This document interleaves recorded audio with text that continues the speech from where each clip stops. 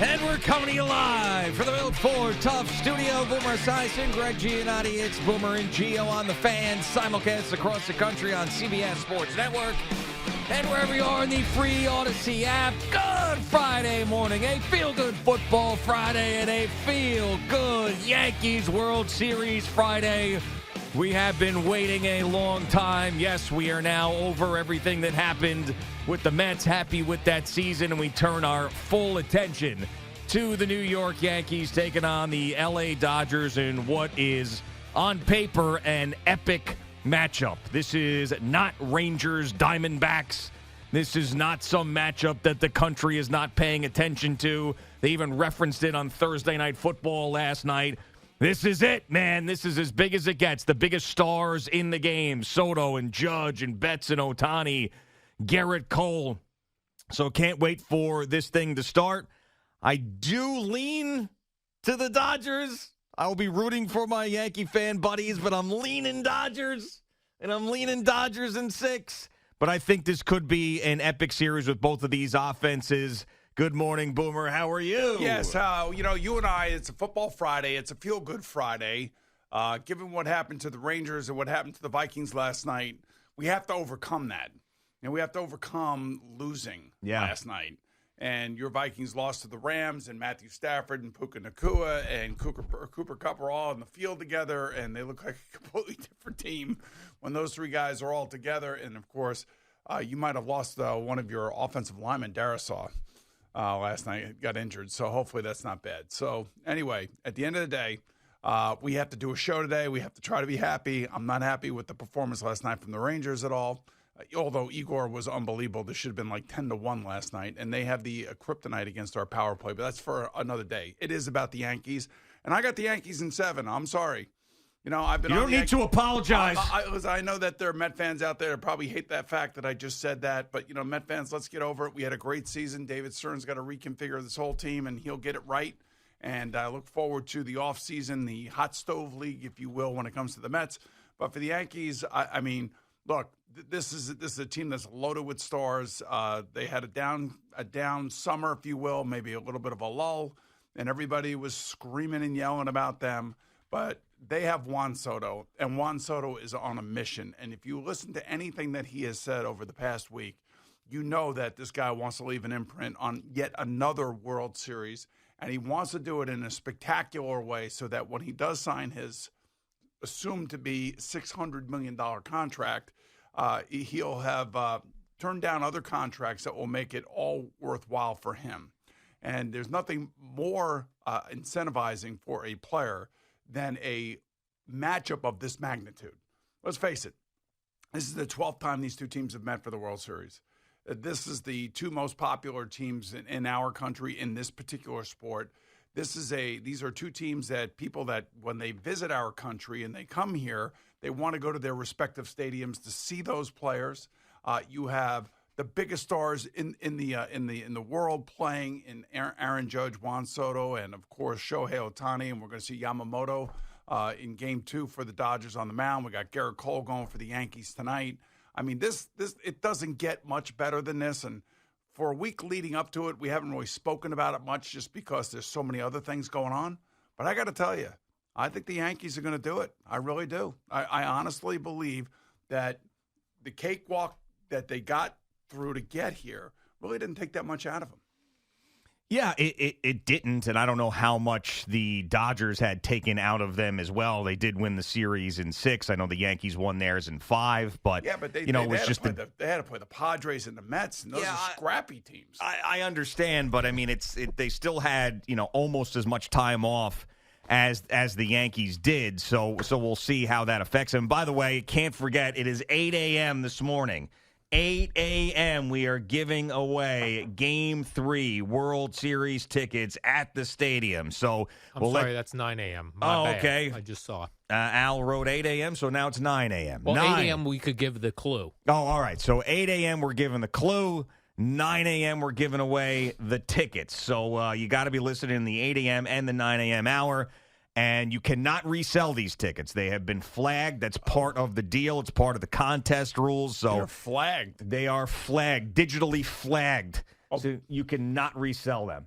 So yes, anyway. So we have a digital police on this? We do have digital police on this, and we'll be doing it all day long here on WFAN. BT and Sal will have some tickets. Evan and Tiki will have tickets, so it's the hottest ticket in town, and we have some for you. So stay tuned for that all morning long. So,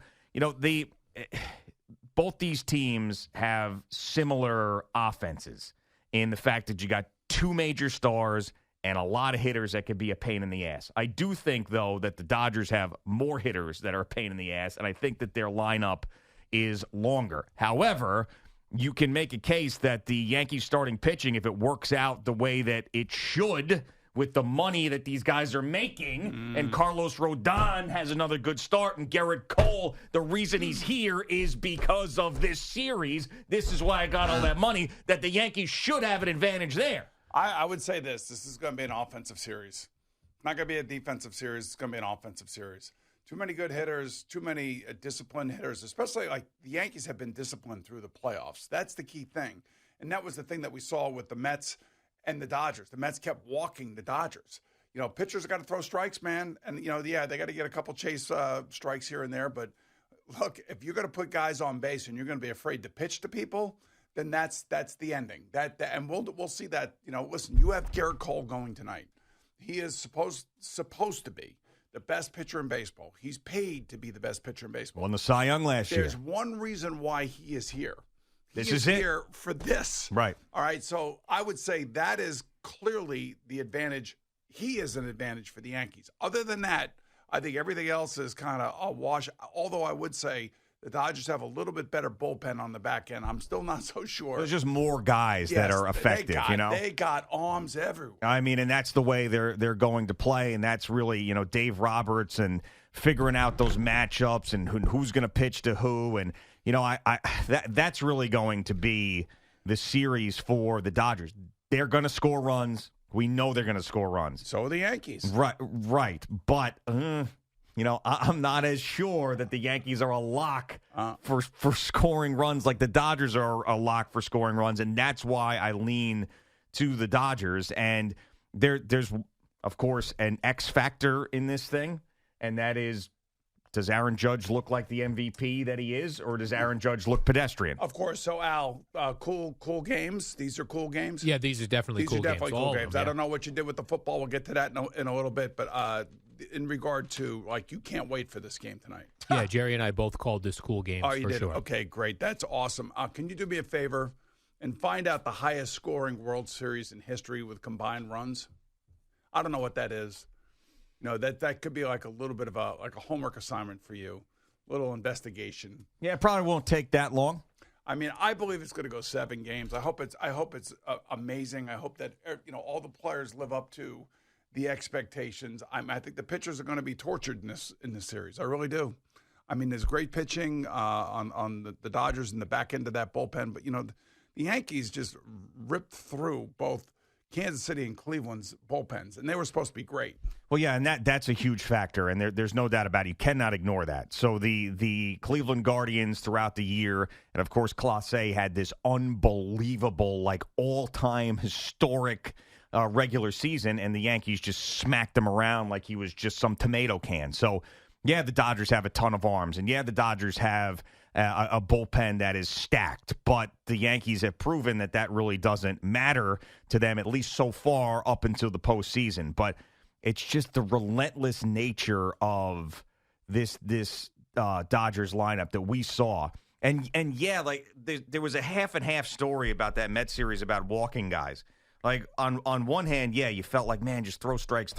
But with Edwin Diaz, you felt like when he was walking guys, he should just be that was his fault. But when it was Quintana and Minaya and those guys, they were afraid to pitch to those guys. No. See, I disagree. What it was is the fact, the discipline of the Dodgers, where those guys need guys to chase. The ball looks a certain way, and then throughout the regular season, they're getting guys flailing. But the Dodgers are so disciplined and so good, and the stats show that their chase rate is the best in baseball. That they were it was impossible. Right, it was just a bad matchup for those guys. So how many times did the Mets leave men on base? Yeah, it was a lot. Yeah, it was a ton. How many RISP situations were there There was a lot we talked this about. Is where the Yankees have got to basically do what the Mets didn't do, and that is they're going to get guys on base. I mean, the Mets had guys on base the whole time. They did. They just couldn't score. Mm-hmm. So that's why I think this is going to be it's going to be an offensive series. If it's not, and I'm wrong, then so be it. But I just think there's too much offensive firepower on all the teams. And really, when I think about the Yankees, I think about one player in particular that has kind of changed the thought process around him. I'm not using the word narrative. I hate that word. I can't stand it anymore, so I'm not using it. So I'm going to say thought process around the guy. Okay. And that is Gleyber Torres. Sure. Because we've all seen Gleyber's ups and downs. But in this playoff run for them, he has been so key for them and has allowed Juan Soto to do what Juan Soto does. He's passing the baton, and he's being disciplined, and he's actually hustling. So the thought process around Juan Gleyber Torres has changed significantly, and now he's become, remember how they called Daniel Murphy a net negative? Mm-hmm. This is a net positive now. With Gleyber Torres. Yes. Would you not say that he's a net positive? So far in the postseason, it's an impossible point to argue. You want to be beloved, just keep doing what you're doing. Keep setting the table. That's what a guy who sets the table does. He's a table setter. Yeah, no, I'm with you, and his future is going to be an interesting discussion in the offseason, and it was almost like it was a lock he wasn't going to be around, but now that the way he's played, he has changed that thought process. But yeah, I mean, there's the Garrett Cole games in this series are so critical for the Yankees. Now, Garrett Cole had a long layoff after the regular season, and he came out in Game 1 against the Royals and was bad. Well, he needed a layoff. He's got the whole arm thing. I was thinking the whole arm thing. Well, he missed all that time and everything, so he never really got into any sort of rhythm. I think there were about 4 or 5 starts he had there towards the end of the season where he looked like the old Garrett Cole. Yeah, I mean, this is what you live for. This is what he lives. Think about this. Let me put it in this perspective. I think that they think he's got to get 18 outs. I think that they think he needs to get 18 outs. So you think that the Yankees need 18 outs from Garrett Cole? 6 innings. 6 innings, 2-run ball, call it a night. I mean, in 6 innings. Is it that hard to do? Six innings these days, especially in the postseason with the way that these managers deploy the bullpens. 6 innings is essentially like a complete game these days. Well, what I want is I want him to live up to his reputation, do what he did last year when he won the Cy Young, and do it now in the most important situation. And the one thing I don't want to see is a Game 7 where he's sitting out in the bullpen and he doesn't get in. Yeah, like he did with the Houston Astros. He and then was very mad. Yeah, he can't remember in that press conference he wasn't wearing an Astros hat. He was wearing a Scott Boras hat. At that point, I knew he was not going back there. I knew for a fact he was not going to be re-signing with that team. So I just hope that Juan Soto doesn't do that. Yeah, What do you mean? What does that mean? It means that Juan Soto and every Yankee fan that hopes that the ghosts of Monument Park and wearing the pinstripes and this and that means something to Juan Soto. If the Yankees don't have the highest offer, none of that means a thing to Juan Soto. So, but that's for another day. Okay, hey, Al. Another day. He's a Yankee right now. How'd that research come? It didn't come right up, so I'm going to have to get to it after I finish this little commercial gimmick thing here. Okay. But I will effort that. But it's really just coming up which team scored the most runs in a game. No, I don't want that. I want total runs scored in a World Series. I just want to see if the Yankees and Dodgers can actually eclipse that. Well, if someone did it, it's eclipsable. Yeah. You know what I mean? It's just one more run. That is true. Very easy to eclipse something. Yeah, but I'd like to be able to see how many runs it was and then make a declarative statement that, yes, they will eclipse it. Okay. Fair enough. We'll help you out. Yeah, well, I want him to do something. Is your internet not working over there on your computer this morning? Well, he is the producer. I understand. And, he's a research maven. Not you know really. That. Well, no, he not is. Really.